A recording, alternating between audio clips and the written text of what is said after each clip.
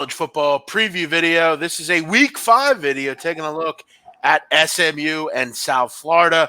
We'll break it down for you in just a second. Week 5 already. Joe Duffy back again for another week. And Joe, you have made a killing betting against Stanford. That has worked out well for you. And, you know, I got to tell you, I was surprised by Georgia's effort. You've just been breaking even, 1-1. Nothing bad, nothing wrong with that.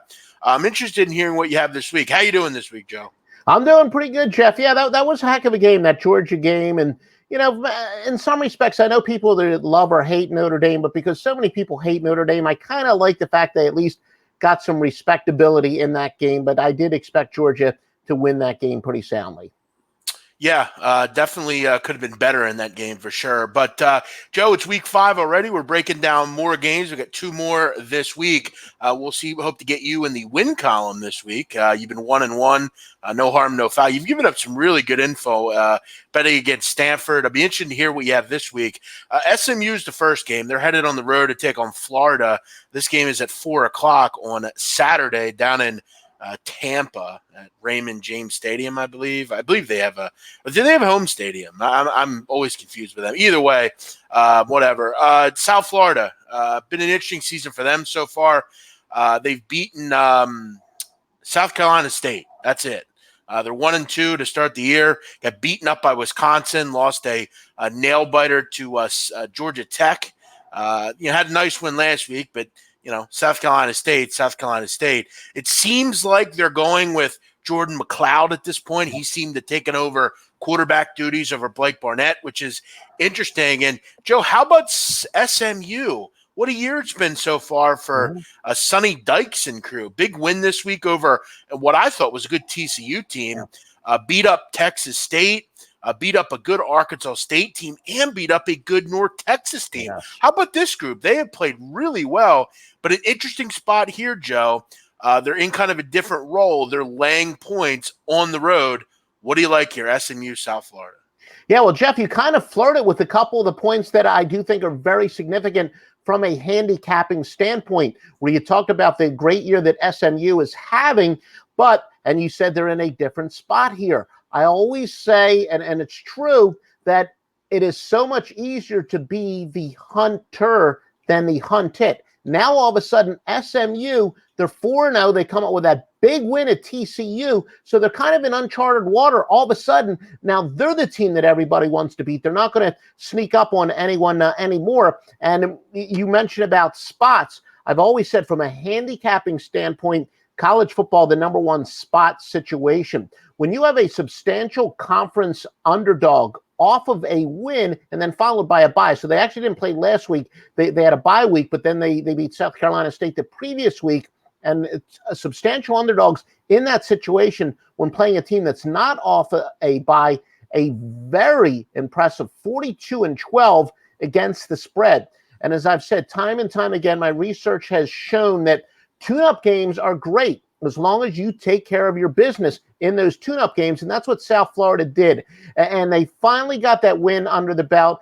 I do think it's very big from a confidence standpoint. Their running back, Jordan Cronkite, has been terrible this year. He rushed for 1,121 yards last year, but I think with the bye week and now that they got some confidence, maybe this could be his breakout game. As you said, Jordan McLeod brings new life for South Florida.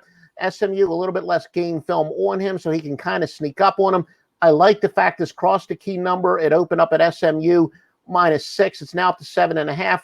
While clearly SMU playing outside of Dallas, they're more than used to the heat.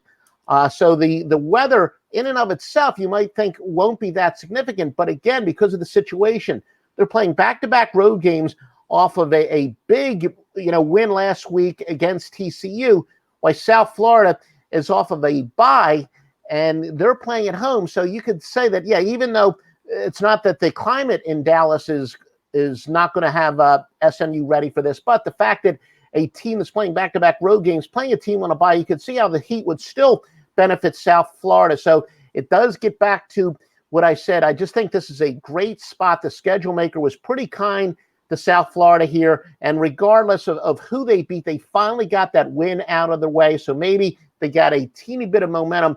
I just think, with this SMU, as I said, now all of a sudden the pressure's on them for the first time. I think South Florida stays within the number for sure. Yeah, this is an interesting game because you have an odd contrast here. First of all, South Florida. South Florida last year, 75 plays a game. This year, they've been one of the slowest teams in the country, just 58 plays a game, which is fascinating. Now, again, they did play Georgia Tech. Generally, possessions are always kind of long with them. Possessions are short. Wisconsin they really just didn't have the ball very often in that game. I wonder, Joe, they're a team that is going to keep going slow. This is a game where I think they're going to have to match score for score. I'm looking at this total and I'm saying to myself, you have an SMU team that scored 37 or more points in every game this season. They're 4-0 to the over to start the season. And look, all due respect to the Mustangs and everything, they haven't been great defensively. You're looking at 2 road games. They've given up 34 points a game. This is not a good South Florida defense either. I'm looking at this total at 60.5. It seems a bit low. I've really kind of gotten off totals. I'm not betting them as much as normal. Even in the NFL, I've just not had a ton of success with them. But I saw last week in the NFL, Joe, there was a game involving the Buffalo Bills and the Cincinnati Bengals. Bills are great as an underdog, not as a favorite, and they failed to cover as a favorite. It's the difference between being a hunter or a hunted. Yeah. This is going to be an interesting game for SMU. But one thing I do know about them, you look at the fact that they're running 81 plays per game, good for 16th in the country. I think the tempo will be set by them. They're going to have to score in this game, South Florida. I'm willing to think they can get to the 20s, at least, or even the 30s. I think this is an itching over spot. Any thoughts on that, Joe, at all? No, and I agree with you. And I've said a million times that when it comes to handicapping totals, it's always about pace, first and foremost. Of course, the offensive and defensive competence is enormously important, but with South Florida off of that bye week, you can see how maybe they will pick things up a little bit, and especially with the new quarterback, the week off, a chance to integrate him a little bit more into the offense. And for some of the reasons you said, yeah, I can definitely see South Florida picking up the pace for sure. So I do think, without looking at my database, maybe the organic stuff, which you excel in, I could certainly see how South Florida would pick it up and that maybe the over would be a very strong lean. I just have a feeling they played some teams that maybe it wasn't just real conducive to go quick. This might be just what they're looking for to get going a little bit here. I'm gonna consider taking the over in this game at 60.5. Joe liking South Florida to hang within the number. Definitely an interesting spot. We know Charlie Strong has been pretty decent as an underdog.